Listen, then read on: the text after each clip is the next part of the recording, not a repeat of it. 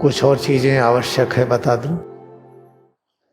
अपने भारत देश में कहा जाता है पति परमेश्वर, तो पत्नी परमेश्वर क्यों नहीं?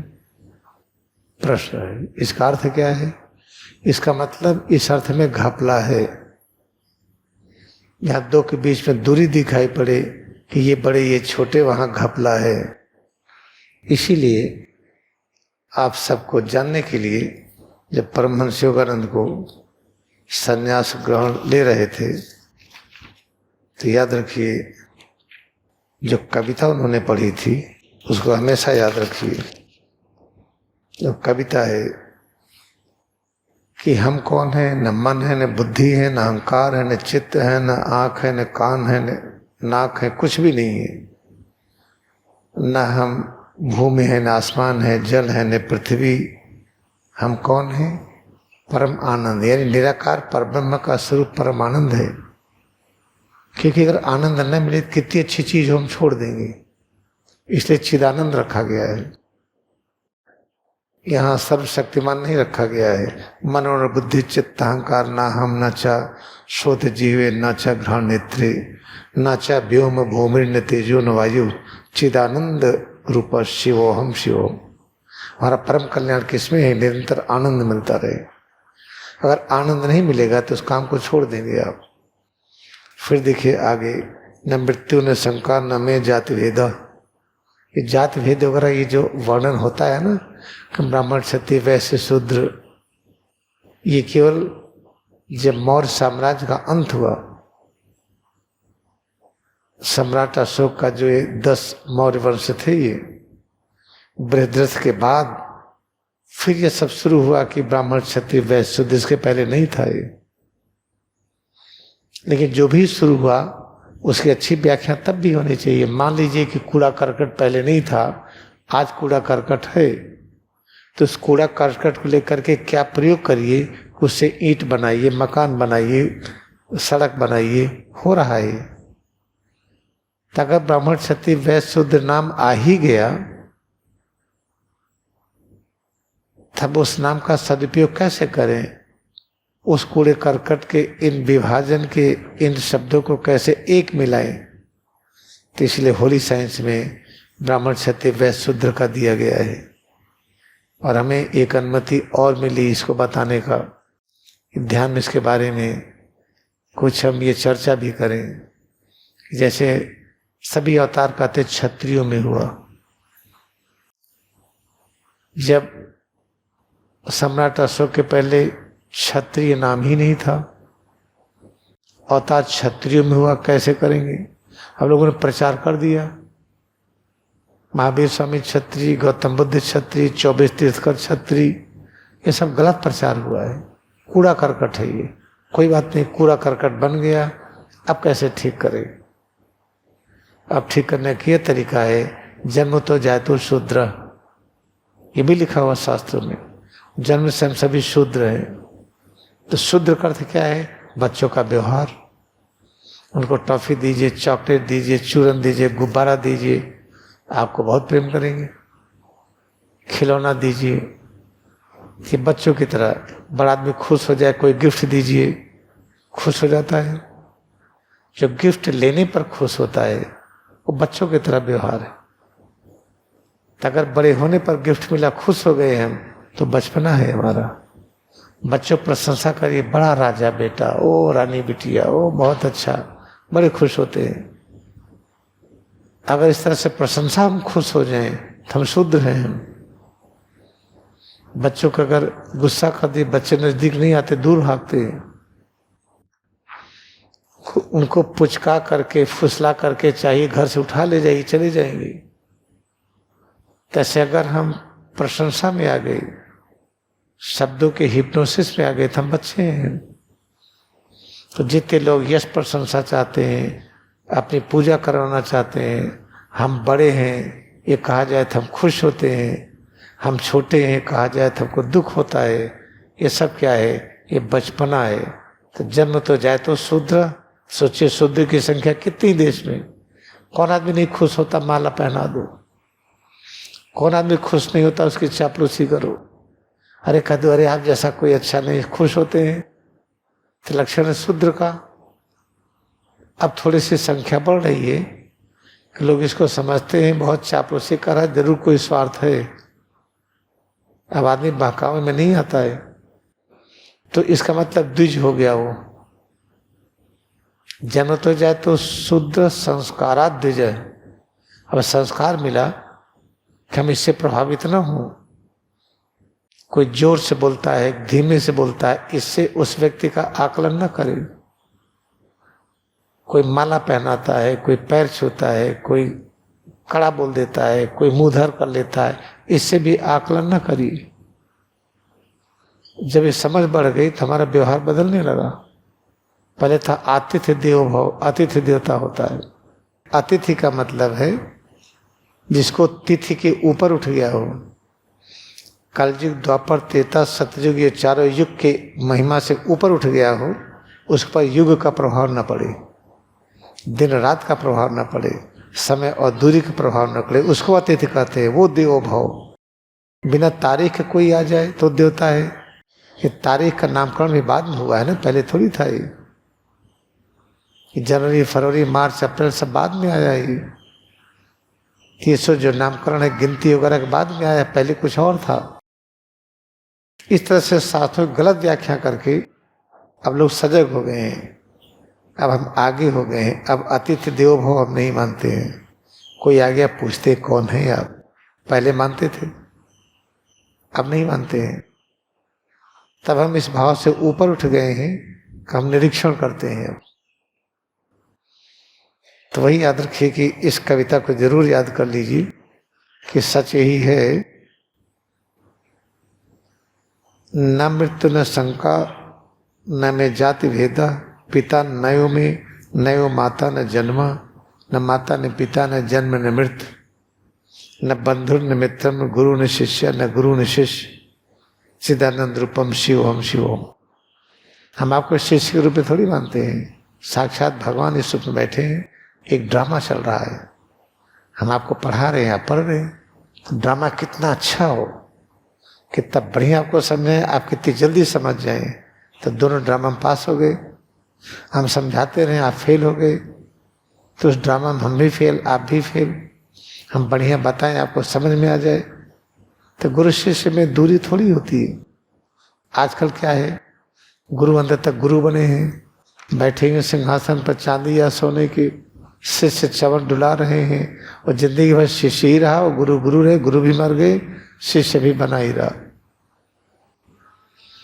गुरु शिष्य यहाँ देखिए, एक तेश्वगिरी परमहंस योगानंद की तरह, लाड़ी महाशय तेश्वगिरी की तरह, ये सब एक हो गए। शिष्य भी गुरु की तरह हो गए। ये है समानता। हमारे आप में कोई अंतर नहीं, सिर्फ अंतर ये है, आप इस विज्ञान को जानते नहीं, मैं जानता हूँ। हम आपको बता रहे हैं, आप सुनेंगे, अभ्यास करेंगे, तो आप इसको उसी तरह से हो जाएंगे जिस तरह से होने पर परम आनंद की अनुभूति होती है। ये सब इसको पढ़ लीजिएगा।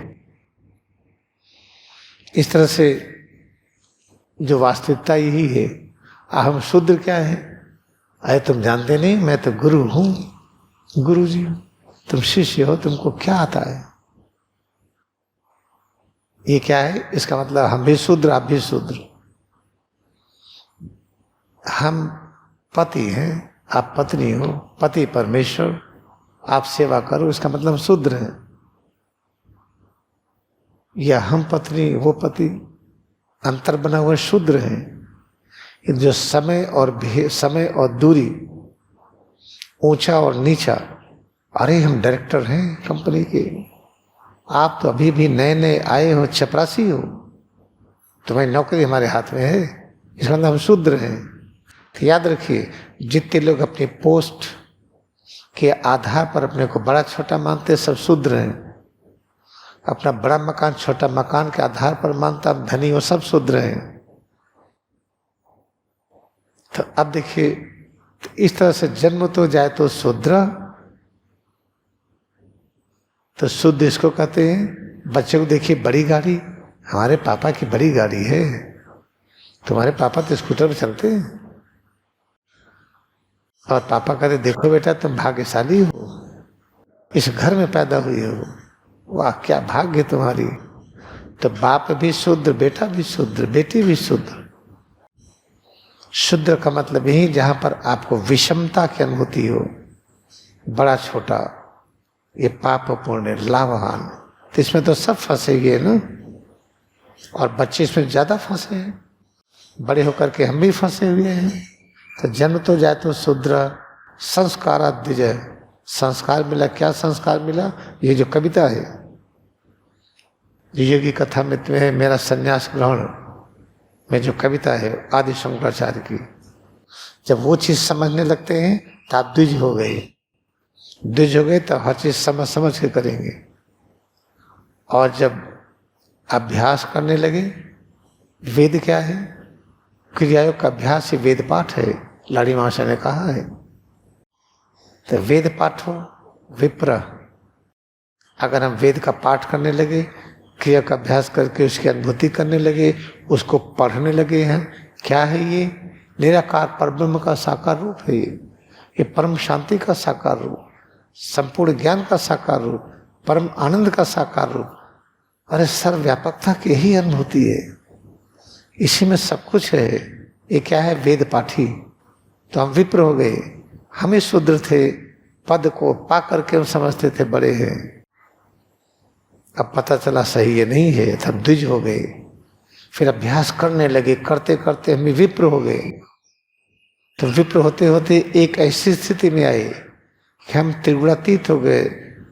ये जो रजस तमस और सतोगुण से हम ऊपर उठ गए, त्रिगुणातीत हो गए। तब वो विप्र हो गए जो इन गुणों से मुक्त हैं हम। सत्वगुण रजोगुण तमोगुण का कोई प्रभाव नहीं, इसके भी ऊपर है। तो पूजो विप्र सकल गुणहीना, तैसे विप्र की पूजा करिए, उनको पाइए, उनकी तरह ज्ञानी बनिए जो त्रिगुणातीत है। उसी मार्ग पर बढ़ते चले जाइए तो ब्रह्म जानाति ब्राह्मणा, फिर आपको ब्रह्म ज्ञान हो गया, ब्राह्मण हो गए। हम सब लोग ब्रह्म ज्ञान की ओर आगे बढ़ रहे हैं, हम सब लोग ब्राह्मण बनने की क्रिया में आगे बढ़ रहे हैं।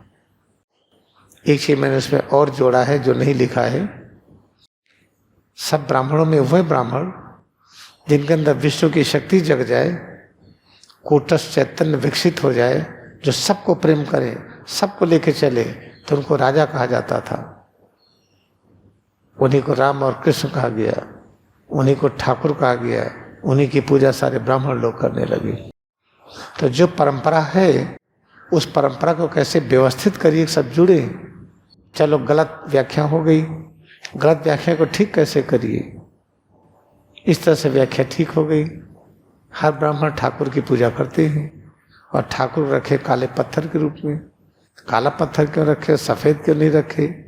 क्योंकि काले रंग में सारे रंग समा जाते हैं, उसकी व्यापकता बहुत है। और सभी रंगों में सब रंग नहीं समझते। आप केवल सफेद सफेद देखिए तो आपको टेंशन होगा। आप सफेद भी देखिए, नीला भी देखिए, पीला भी देखिए, काला भी देखिए, हर रंग देखिए, टेंशन नहीं होगा। प्रयोग हुआ है, आप केवल सफेद कपड़ा पहनिए, सफेद बंगला में रहिए, सफेद गाड़ी में चलिए, सफेद सफेद देखिए, मेंटल बीमारी हो जाएगी। क्या केवल एक रंग, कोई भी एक रंग लगातार देखिए, मेंटली अपसेट हो जाएंगे। इसलिए सतरंगी का एक क्रियाकलाप है, सातों रंग होना चाहिए। इस तरह से याद रखिए कि जन्म तो जाए तो शुद्ध संस्कार द्विज वेद पाठी विप्र ब्रह्म जानाति ब्राह्मणा। फिर आगे क्षत्रिय कहा गए, फिर ब्राह्मण लोग जो ठाकुर की पूजा करते, ये क्या है भाई? फिर आगे आइए, स्वामी तेसोगी ने क्या कहा है? जो इस होली साइंस को समझ लेगा, जो हमें समझ लेगा, आगे सब बता देगा वो। यही तो कहा था परमहंस योगानंद की, जब गीता का पहला श्लोक पढ़ा रहे थे, रोज पहला ही श्लोक पढ़ाए, कई महीने हो गए। कहते गुरुदेव हमको याद हो गया, अगला तो पढ़ाइए। कहते तब पैक करो बोरिया, बिस्तर जाओ, कहीं और पढ़ लेना। हम ऐसे ही पढ़ाते हैं। जब पहला श्लोक समझ में आ गया, कहते अब तुम मुक्त हो, अब पूरी गीता की भी व्याख्या कर लोगे, बाइबल की भी, हर चीज की। जब आप क्रिया योग ध्यान करते हैं तो आप सक्षम हो जाते हैं, कैसी व्याख्या करिए, समाज जुड़े। सब ब्राह्मण लोग जो ठाकुर की पूजा करते हैं वो क्या है, वो जब सत्यनारायण की कथा होती ठाकुर निकालते हैं, तो नहलाते धुलाते हैं उनको, फिर पूजा करते हैं। इसका मतलब क्या है, वो प्रतीक क्या है, वो काले रंग का दिखता है ठाकुर, तो काला रंग में सारे रंग समा जाते हैं, जो सबको समा ले, जो अज्ञानी को भी अपना माने, ज्ञानी को भी अपना माने, और दोनों कितना प्रेम करे कि पूछिए नहीं। तो ज्यादा किसका ख्याल करेगा, अज्ञानी का। ज्ञानी तो खुद ही अपना ख्याल कर लेता है, उसे कहते अवतार, उसका नाम ठाकुर दिया गया। बाद में धीरे धीरे चूंकि उसमें सब महान लोग हुए थे तो उनका नाम लोगों ने क्षत्रिय रख दिया। गौतम बुद्ध क्षत्रिय, महावीर स्वामी क्षत्रिय, 24 तीर्थकर क्षत्रिय, ये नाम रखा। तो इसे क्षत्रिय की व्याख्या हमने ये कर दिया। वही ठाकुर अगर क्षत्रिय है तो इस तरह से मानिए, ब्राह्मण होने के बाद उनके अंदर विष्णु की शक्ति जग गई, सबकी रक्षा कर लेते तो क्षत्रिय है। इस व्याख्या में कोई भी गलती नहीं है, इस व्याख्या में सब जुड़ जाते हैं। जो परम ज्ञानी उसकी आवश्यकता कम है। यहाँ ठाकुर और पंडित सारा धन लेके बैठे हैं, उसी नियमों पर और लोग भी चले, और वर्ग जिनको backward schedule caste schedule type कहते हैं उनको मौका लगा तो भी वैसे ही चले। इसे अब देश बदलने वाला है ये। हर लोग सुखी शांत हो, सब मिल करके रहें, एक दूसरे की रक्षा करें, एक दूसरे को सुख पहुंचाएं, ये जरूरी है ये। इसलिए हम सब बहुत ही भाग्यशाली हैं, क्रिया योग ध्यान में बैठे हैं, याद रखिएगा। अब आइए आपको पति और पत्नी का झगड़ा बता दूं। हमेशा पति को गर्व रहता है तुम्हारी पूजा करो, हम परमेश्वर हैं। आइए इसकी गहन व्याख्या करते हैं। पत्नी को शक्ति कहते हैं, ये पत्नी को शक्ति भी कहते हैं। और शक्ति का और व्यापक रूप क्या है, जो शक्ति है अपने अंदर, ये शक्ति को कहते क्या है, लाइफ फोर्स, जीवन तत्व। ठीक है, जीवन तत्व है तो लाइफ फोर्स क्या है, ये वही लाइफ फोर्स ही हड्डी बना, वही बाल बना, चमड़ा बना, मांसपेशियां बनी, जितने पूरा दृश्य रूप है, ये लाइफ फोर्स प्राण का ये संघनित रूप है। तो प्राण को शक्ति कहा गया। ठीक है, तो ये प्राण को शक्ति क्या है, परमेश्वर क्या है, जो दृश्य रूप है ये। तो दृश्य रूप की पूजा कौन करता है, वो शक्ति। तो शक्ति ना आए तो हम बोल ना पाए, आपको देख ना पाए। तो शक्ति है आंखों की सेवा करेगी, तुम देखो, हम सेवा करेंगे। जीवा की सेवा करेगी, आप स्वाद लीजिए। पैरों की सेवा करती कि आप चलिए। तो ये है शक्ति जो सेवा करती है, जिस चीज को बनाई है, शक्ति का रूपांतरण जिस रूप में हुआ है, शक्ति उसी की सेवा कर रही है। इसे नियम बन गया कि पत्नी पति का पैर दबाए। चलिए, शिष्य गुरु का दबाए तो ज्ञान मिलता है, लेकिन पत्नी पति का पैर दबाए तो ज्ञान मिलेगा, तो समझ में नहीं आता। तो पति क्यों नहीं दबाए पत्नी का पैर, लाड़ी माँ से दबाई तो वाइब्रेशन मिलेगा, एक तीर्थग्रिक वाइब्रेशन मिलेगा। लेकिन हम पत्नी चले पति का पैर दबाएं, ठीक है भाई, दर्द कर रहा दबाएंगे, ये परंपरा के दबाना है। तो फिर पति भी पत्नी का पैर दबाए। फिर क्या कहा गया, शरीर छूटे तो पत्नी पहले जाए, पति बाद में जाए। हर पत्नी कहती हे भगवान, हमारी शरीर पहले जाए, हम पहले मरे, पति बाद में मरे। ये परंपरा कैसे चली। सिर से पैर की उंगली तक जो लाइफ फोर्स है, जब हम दृश्य से अदृश्य में जाते हैं तो लाइफ फोर्स ये पहले जाए, फिर दृश्य रूप जाए तो शांति होती है। तब आंख बंद करके आदमी ऊर्ध्वमुखी गमन करता है, फिर जाता है तो उसको सूक्ष्म जगत में बहुत अच्छी जगह मिलती है।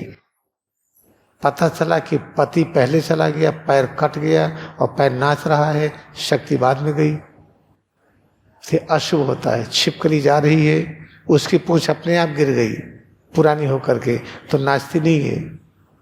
आपने छुआ, पूंछ को काट दिया तो नाचती ही हो। ऐसे उंगली है, ऐसे काट दीजिए उंगली तो ये नाचेगी।